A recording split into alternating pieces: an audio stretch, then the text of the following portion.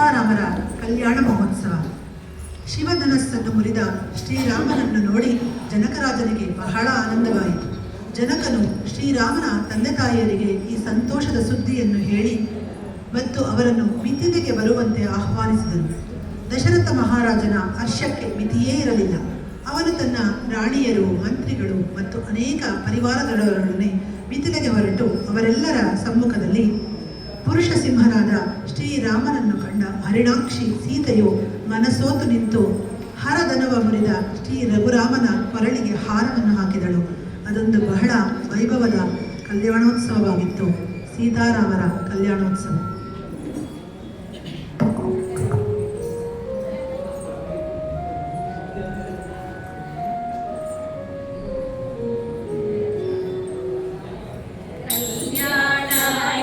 ಕಲ್ಯಾಣ ಸೀತಾರಾಮರ ಕಲ್ಯಾಣ, ಕಲ್ಯಾಣ ಇದು ಕಲ್ಯಾಣ ಸೀತಾರಾಮರ ಕಲ್ಯಾಣ.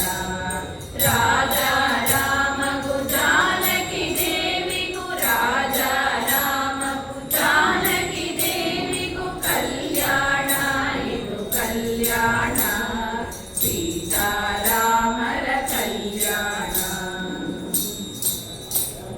ಗುರು ಹಿರಿಯರುಗಳು ನೆರೆದಿರಲು, ಯೋಗಿ ಮುನೀಂದ್ರರು ನೆರೆದಿರಲು, ದೇವಾದಿ ದೇವರು ನೆರೆದಿರಲು, ರಾಜಾದಿರಾಜರೆಲ್ಲ ನೆರೆದಿರಲು ಕಲ್ಯಾಣ ಇದು ಕಲ್ಯಾಣ ಸೀತಾರಾಮರ ಕಲ್ಯಾಣ.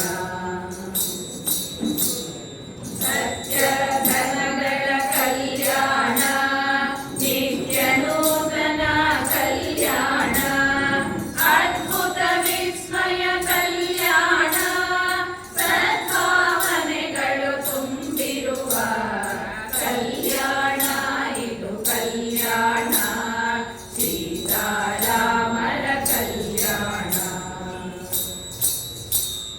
ಯುಗ ಯುಗಗಳಲ್ಲೂ ಪಾಡಿ ಹೊಗಳಲು ಯೋಗ್ಯವಾದ ಕಲ್ಯಾಣ, ಯಾರೂ ಮರೆಯದ ಕಲ್ಯಾಣ, ಭೂರಿ ಭೋಜನದ ಕಲ್ಯಾಣ, ಕಲ್ಯಾಣ ಇದು ಕಲ್ಯಾಣ ಸೀತಾರಾಮರ ಕಲ್ಯಾಣ.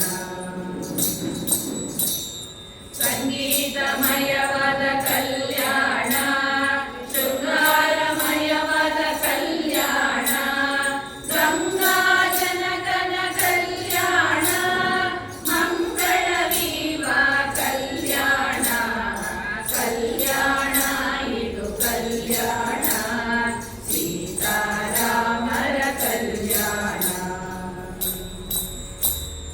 ವಾದ್ಯವೃಂದವು ವಿಧ ವಿಧ ಮಂಗಳ ವಾದ್ಯಗಳನ್ನು ನುಡಿಸಲು, ನಾರದ ಸರ್ವರು ಮಾಡುತ್ತಿರಲು, ವೇದ ಘೋಷಗಳು ಮೊಳಗಲು ಕಲ್ಯಾಣ ಇದು ಕಲ್ಯಾಣ ಸೀತಾರಾಮರ ಕಲ್ಯಾಣ.